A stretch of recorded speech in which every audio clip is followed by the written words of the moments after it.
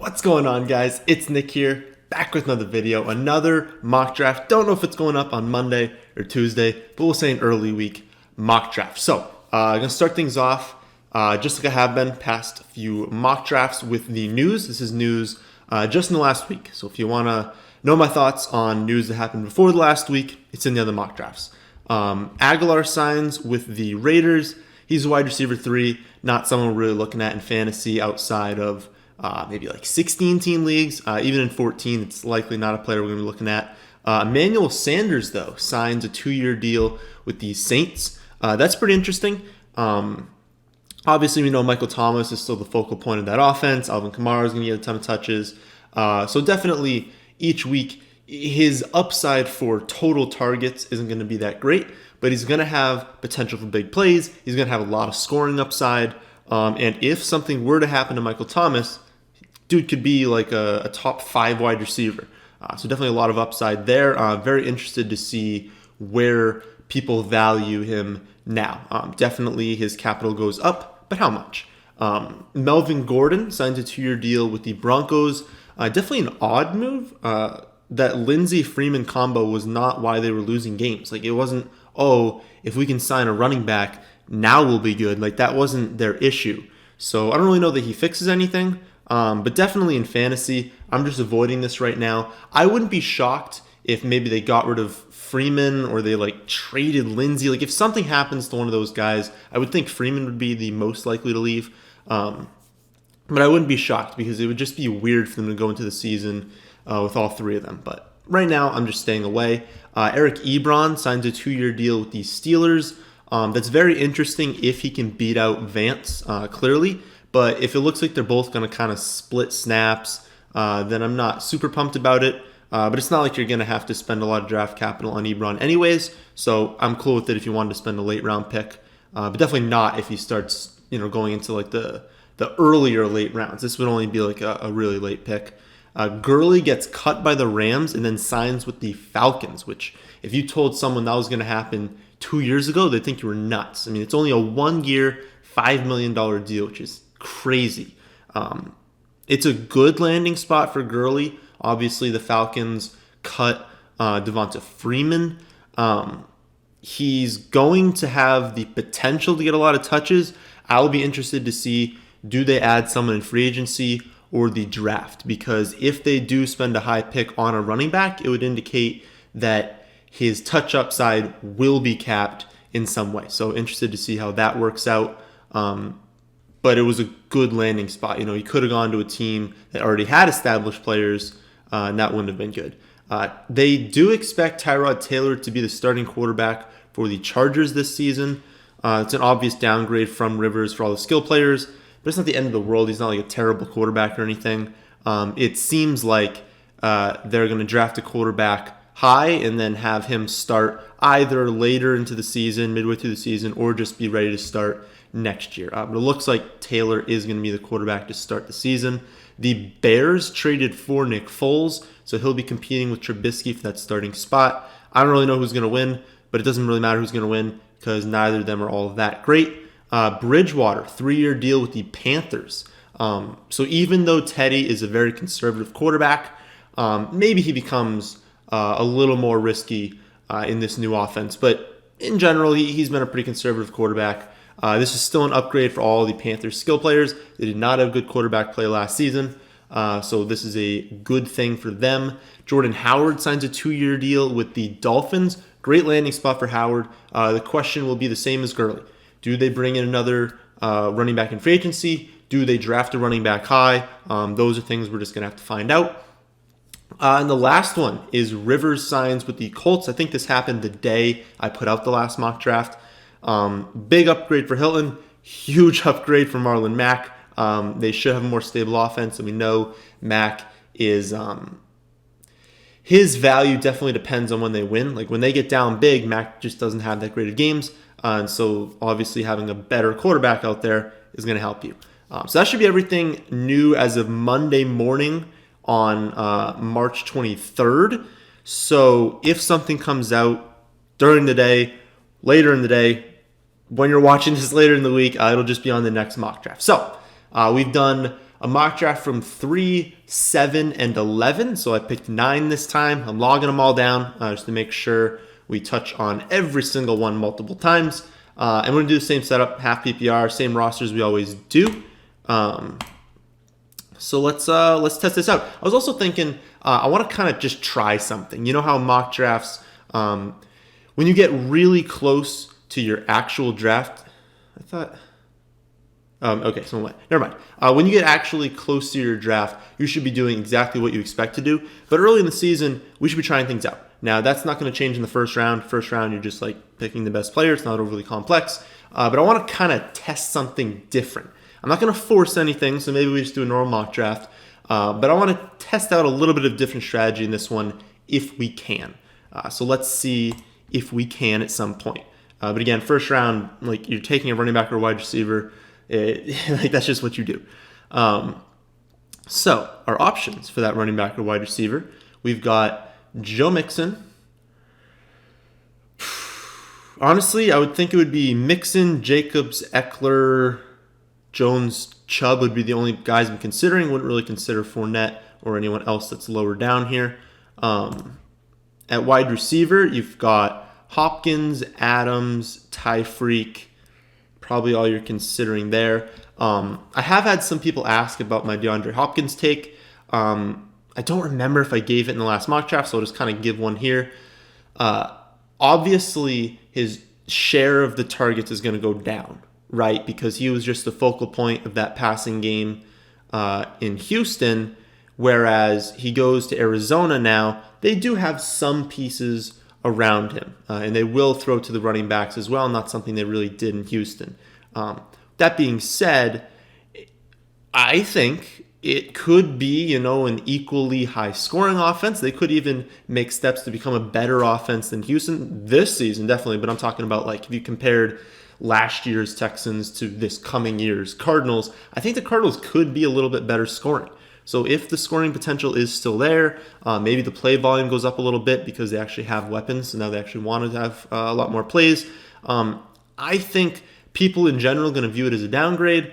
I think it's pretty much the same. So I still think it's Michael Thomas at 1, and then Adams and Hopkins practically tied for that 2-3 spot.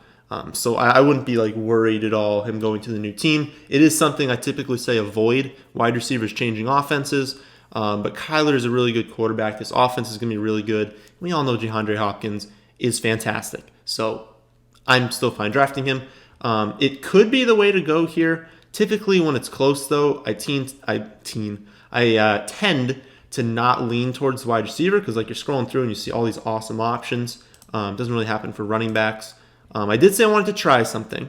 Now I could take like Kelsey early. For me, that would just make no sense taking him in the first round. Even if you're someone that really wants to get one of these elite tight ends, there's never a scenario this season where you're going to do that because there's so many guys. Maybe in the second round. So maybe that's our change if Kelsey is still there. But that'd probably be the only scenario there. Okay, I don't really love this spot because I view Mixon as very close to some of these running backs, and because of that, I'm kind of leaning toward just taking Hopkins. So let's do it. Let's take Hopkins. Let's see who gets taken. So Mixon, Jones get taken. I couldn't actually see the rest. We'll go to the draft log. Okay, so Jonathan Taylor goes in the second round. Went in the fourth round the last time. Again, I don't want to give my take on rookies because so much of their value is going to depend on where they get drafted, and we can't know where they're going to go at this point. Could that be a good pick? Maybe, if he goes to a potentially fantastic spot. But after me, it goes Mixon, Jones, Tyreek, Devonta Adams, Jonathan Taylor, and Nick Chubb. So, looking at running backs, we still have our option of Jacobs or Eckler, which I'm pretty sure is what I'm going to end up doing. If we go to wide receiver, we could still take like Godwin, Amari Cooper, Evans. That's probably like that top tier. Would be really nice. Maybe we test out RB0. So here are our options. If I'm in my normal draft, I'd probably take Josh Jacobs here. But that's kind of how we start off every draft, is taking like running back and wide receivers early. Kind of mixing between the two with a lean on running back. But I said I wanted to try something new.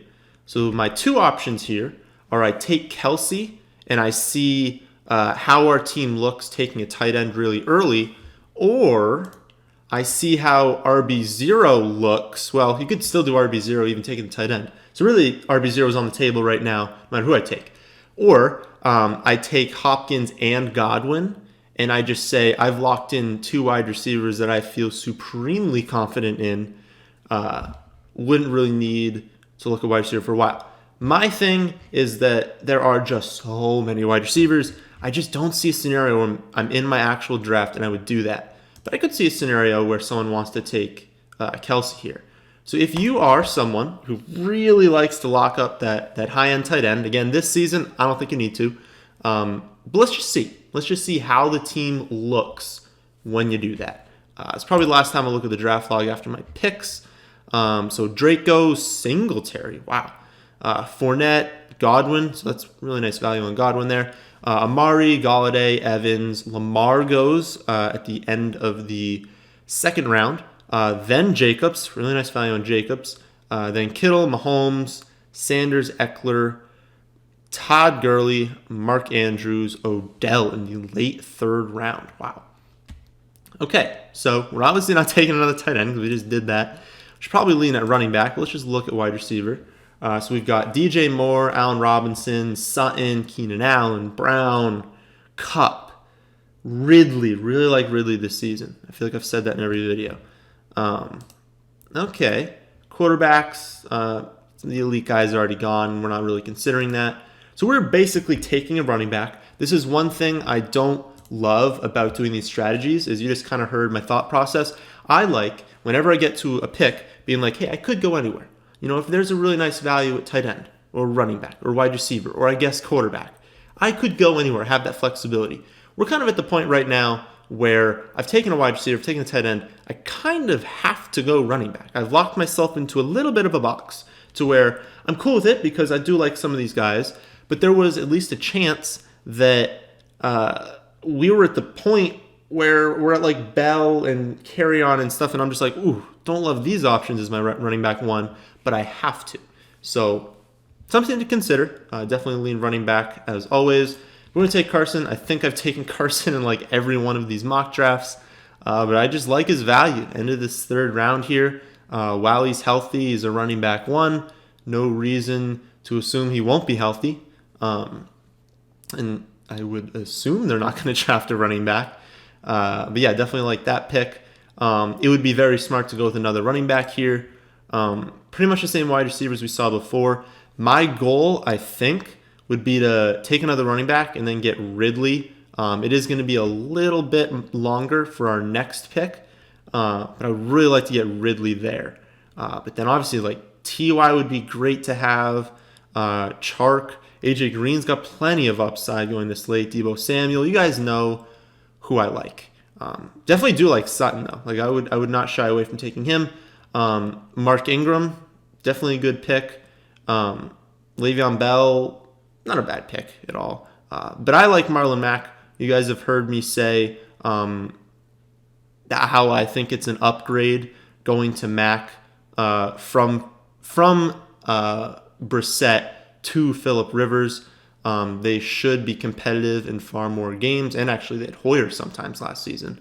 But Mack is just such a good running back. He's so clearly the lead back in that offense. Really do like him, so I think I'm going to take him. Yeah, I think I'm going to take Marlon Mack. So like the team so far, we've got Chris Carson, Marlon Mack as our running backs, totally fine with that. And then DeAndre Hopkins and Travis Kelce at wide receiver and tight end. I think I would lean wide receiver here if there aren't running backs I like. We'll just look at quarterback. So Wilson's still on the board. Watson's still on the board. I tweeted out, I have Kyler Murray at 3 right now. 3? Yeah, I'm at 3, only behind Lamar and Mahomes. I just think he's got so many weapons, such a high floor with the rushing and being the second year of the offense. I mean, he's going to explode. He's going to do so well this season. but there are so many quarterbacks that you can't take it yet. So our options at running back, we see the drop off right before our eyes. We've got Connor. We've got like the option, but like obviously, we don't love Lindsey anymore. Kareem Hunt's got some good upside, but like look at the drop after James Conner. So like unless there's just this crazy value at wide receiver, and we actually see Ridley did get taken. How early? Yeah, it was actually pretty much like half a round ahead of where we were. Definitely don't see that same drop at wide receiver. Still a lot of really good options. So we basically have to take Connor here. I feel like this is a pretty similar team. Obviously, I didn't take a tight end early last time. But that'd be actually interesting. So if I'm taking a lot of the same running backs, if we could go back and see, I know first round last time we drafted, I'm pretty sure I took Alvin Kamara instead of DeAndre Hopkins, and then I took a tight end late. So if you want to see how a team looks different if you take the running back early and wait on tight end versus take the wide receiver early, take the tight end early, how does the rest of the running back and team shape out? Look at my last mock draft, because I'm pretty sure a lot of these players are similar. It's just those differences. So that'll actually be interesting to see when I look back on that. So we've got the three running backs, Connor, Mack, and Carson. So we don't need a running back here. We're back at that point where I can look at wide receiver and running back. We've kind of dig ourselves out of that hole we were in to where we can just take whichever we feel best about. And I actually do kind of feel good about some of these wide receivers, so I think I will take one of them. We are at the point where I feel good about a starting roster to where I can take shots. So we're in the 6th round. I actually usually say starting the 5th round, you can take that risk. We're in the 6th round. So 100% of the picks from here on out, we should be thinking about upside. We know that the success rate for the rest of the draft has fallen off a cliff. I want to say it's around 25%. I'm not 100% sure in the 6th round, but it's low. Once you hit the 5th round, it drops, and then there's just significant drops after that. Kind of stabilizes, honestly, around like round 8. Pretty much rounds 8, 9, 10, 11, 12. Success rate is identical. And so we're not looking for players who are going to sneak into success in like the wide receiver, 28, 30. We're looking at, okay, this dude hits, what's he going to hit as? And look at the list here. Metcalf, AJ Green. Those are two players that just easily stand out as if this dude hits, he's a wide receiver 1. Either of those guys could be wide receiver 1. Now, who's more likely? AJ Green. He's getting the upgrade at quarterback. Obviously, like Wilson is still better than what Green's going to have, but we've seen evidence of AJ Green being dominant, and he should go into the season healthy. Obviously, we've still got a whole long ways to go, but as of right now, he's healthy, and he's going to have a great upgrade at quarterback. He's going to have skill position players around him to where they're not just focusing on him. And he easily, like, if you at the end of the season saw AJ Green was a wide receiver, like the 4th overall wide receiver, would you be shocked? No one would be. So I think that's a good pick just for the upside. So Green and Hopkins at wide receiver, definitely okay with that because of they could literally end the season 1-2, and you took them in the 1st and 6th round. It's really nice. I do think. Once drafts roll around, if AJ Green's healthy in training camp and preseason stuff, I think he'll go late 3rd. I think that's where you'll have to actually end up taking him. I don't think he's going to go in the 6th anymore. So take Gander at quarterback. We've got Breeze, Rodgers, Ryan, Wentz, Stafford. Yeah, just a ton of dudes. Running back, I don't love it. Geis is still going to be in a committee, so we're still kind of avoiding that. James White always finishes the season fine, but I don't know. He's never really a guy that is just like, he's never on championship teams. Like when you look at rosters at the end of the season, he's never on them because you're never like relying on him to carry you to the playoffs. Ronald Jones, I don't know. I just have this weird feeling the Bucs are going to take either like trade for running back, sign, or I just feel like something's going to happen to where Jones isn't going to be the guy. Don't love Sony Michel because they're not going to be scoring as many touchdowns on New England. Raheem Mostert, I don't know. That was kind of a great run towards the end of the season. Don't love him. Don't love Cohen. Murray's fine, but he is still a backup. So I keep scrolling through all these, and what do you see? I mean, we're looking for a starter who could score some touchdowns on an offense that could be better. Who jumps out? Jordan Howard. Now, I know I didn't love Howard last season, but that was because I knew Miles Sanders was the best running back in that backfield. Okay, look at the backfield now. We've got just Kalen Ballage, who is probably like the worst running back I've ever seen in my life. You've got our Laird and Savior, Patrick Laird, but they know that he's not the guy. So as of March 23rd, Jordan Howard is the starting running back, is going to get a ton of touches on a team that honestly is probably going to be a lot better this season. Now, do they draft someone? Probably. It is extremely likely that the Dolphins go out and draft a running back relatively high. But there's that chance that they don't. And if they don't, then there's no way he should be your running back 4. My question is, can I get him in the next round? Probably. I think it's pretty likely I can get him in the next round. So I think I'm going to wait because I do know the risk with AJ Green, and I would still like to have another wide receiver I like. We're at that exact same point I was last week where I said, I've got Kirk. Did I take... No, now I don't remember. Did I take Hopkins in a mock draft at some point? Because I feel like I had this conversation. I was going between Kirk and Brown, and didn't I say I would probably take Kirk if I didn't already have Hopkins?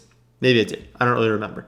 But that's basically where we're at right now. If you're doing this draft, there's no way you take Kirk over an equal wide receiver because you don't want two dudes on the exact same team in the passing offense if you can avoid it. Unless it's two guys in like the 12th and 13th and you're like, I think one of them is going to hit, fine. But you don't take one in the first and one in the 7th. You just don't do that. So who are our other options? Hollywood, definitely a great option. Mike Williams, a solid option, but it's looking like Tyrod's going to be the quarterback, and that's definitely a downgrade. Will Fuller with Hopkins gone, Fuller could have crazy good games. Manuel Sanders, that one's interesting. I don't think I would go there, but I need to hear some people's take on Sanders.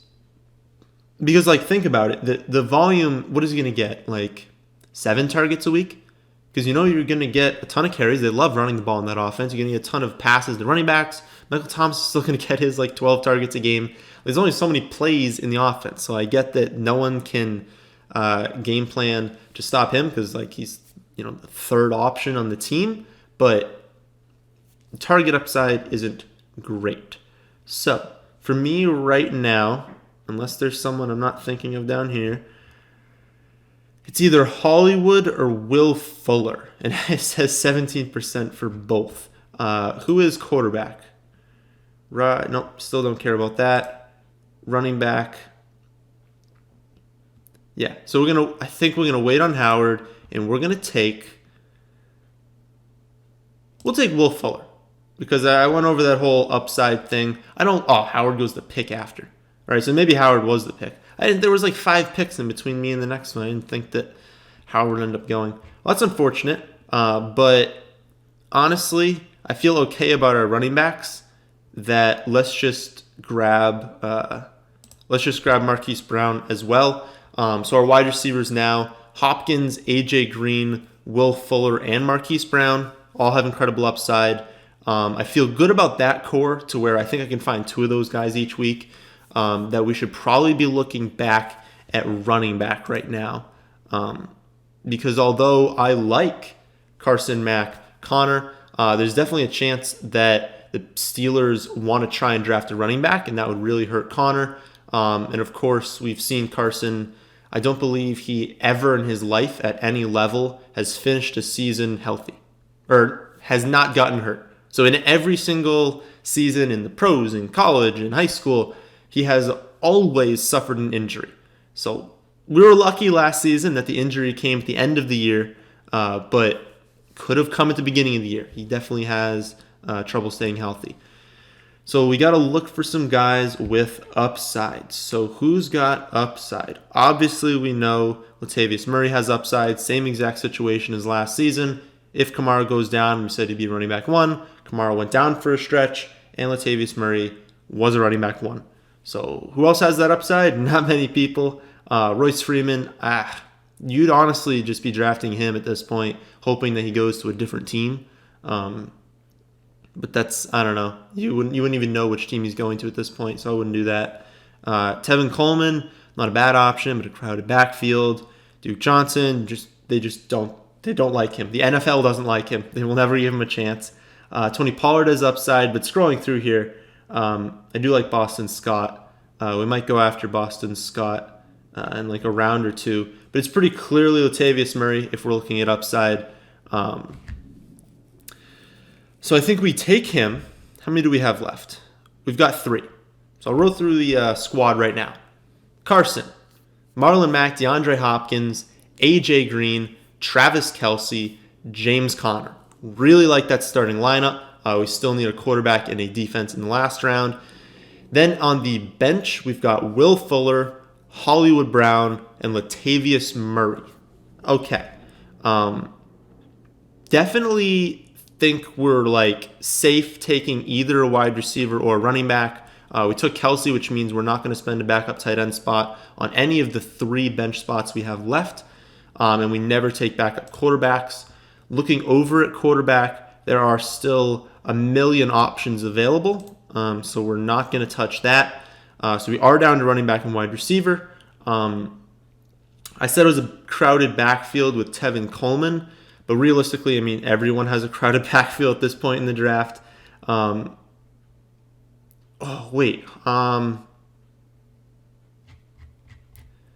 I search on here? I actually don't know if I can. Well, I can. No, I can't sort by player. What about our boy D'Angelo Henderson? Did he get taken at some point? I kind of want to give a Henderson take. I really don't even know where he's being drafted right now. It doesn't look like it. Okay. So Gurley leaves. I mean, I think he's going this late because they're going off of rankings. I don't think people have updated their rankings yet. I don't even know. I wish you could search. There's got to be an option, right? To like search players. I don't know where it is. I'll give my Henderson take. So there is definitely a chance that Henderson sees, what's a good guess?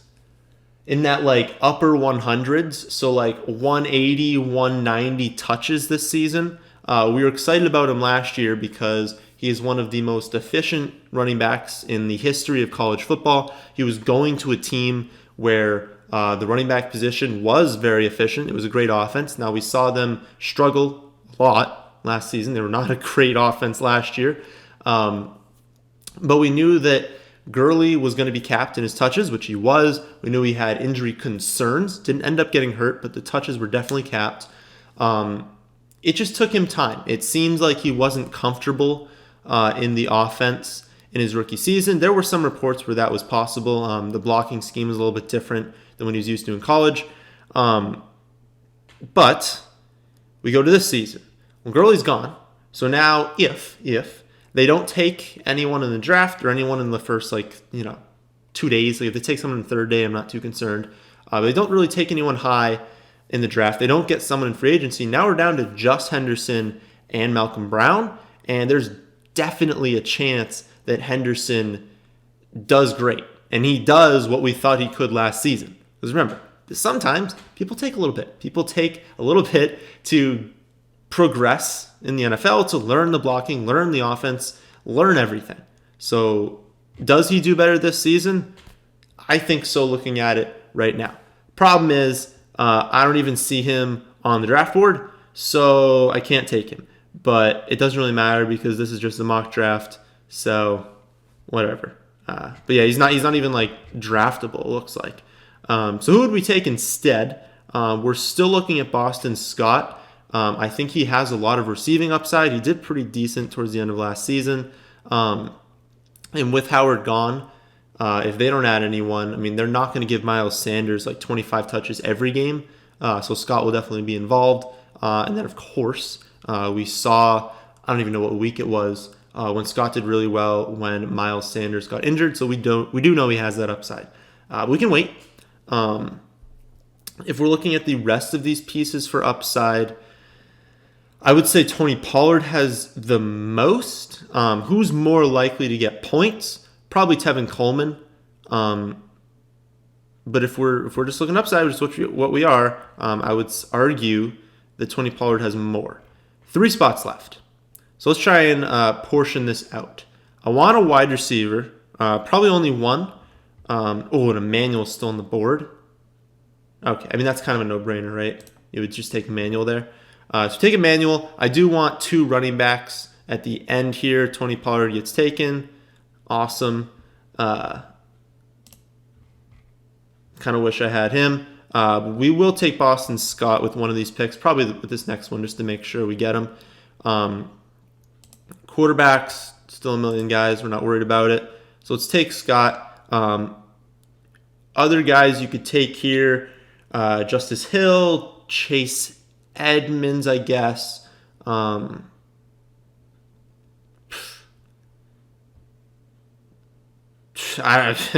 don't know. It's pretty gross, to be honest. I definitely want to grab Boston Scott, make sure we get him. Let's see. So Breida, Edmonds, Justin Jackson. That's not a bad option, actually. Justin Jackson, because we know Melvin Gordon is gone, so now it is down to Eckler and Jackson. We know they're comfortable giving Eckler like a decent amount of touches in games, but could he get hurt? Yeah, and we've seen Justin Jackson be successful when he's given the touches, so I don't think that's a bad pick at all. I wouldn't fault anyone for going with Breida, but at the moment, like, not only do they have like Mostert and Coleman and Breida, but they restructured McKinnon's contract to keep him. So, way too many dudes in that offense. So let's just take Jackson, make sure we get him. We'll scroll on over to quarterback, take one of them. I kind of wanted Matt Ryan. Dang, he got taken the literal pick before us. Here are options. We've got Stafford, Cousins, Newton, Rivers. That's probably what you're looking at, right? Those are probably your best bets. I talked last video. Only a few of you wrote it in the comments section telling me Stafford or Newton. It was pretty much split. My take on it is that, like, realistically, as long as Newton goes to like an okay team, he'd be the better pick because he has that rushing upside. The problem is, we have no idea what team Newton's going to go to. If he even goes to a team, I mean, we don't know. We have absolutely no idea. I have a feeling he's definitely going to go to someone. But does he go to a situation where they really want to run the ball and the volume's not there, and maybe the coach doesn't let him run it? Maybe, and that's a risk you're taking in March. So as of right now, I think I'm leaning Stafford. But if Newton does end up going to a team that he can excel in, I would absolutely take Newton instead. And then defense, I haven't done any looking on the schedules yet. So just take whoever recommends. Never look at the score that you get because it's irrelevant. You don't calculate it right. My team. Hopefully you guys can see that good. I like it. Okay, so Stafford, Chris Carson, Marlon Mack, DeAndre Hopkins, and AJ Green, Travis Kelce, James Conner, and the Bills. On the bench, Will Fuller, Hollywood Brown, Latavius Murray, Emmanuel Sanders, Boston Scott, and Justin Jackson.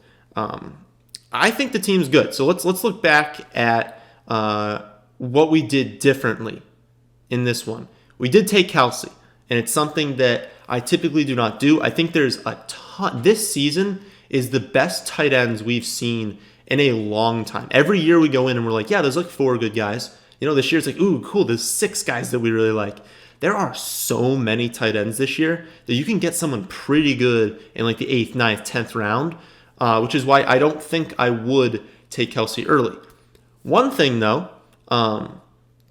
I don't hate this team.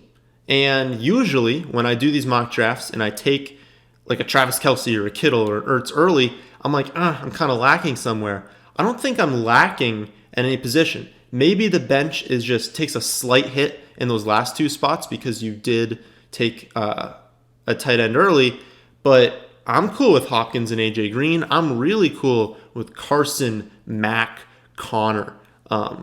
There is that drop. I typically like having 4, so that's basically the difference.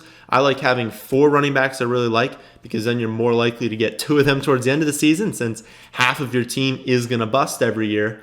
But I'm okay with this. Would I do it in my team that I'm spending, $100 as a buy-in? No, probably not. But I like it. So let me know what you guys think in the comment section. Do you think it was worth taking Kelce on this team early? Go back in the last mock draft because I think a lot of these players are similar and see how it was different. I don't remember the tight end I took, but I know it was not Travis Kelce. So that's the end of this one. I hope you all did enjoy. If you did, how about hitting that like button? And if you're new here, how about subscribing to the channel? Thanks for watching.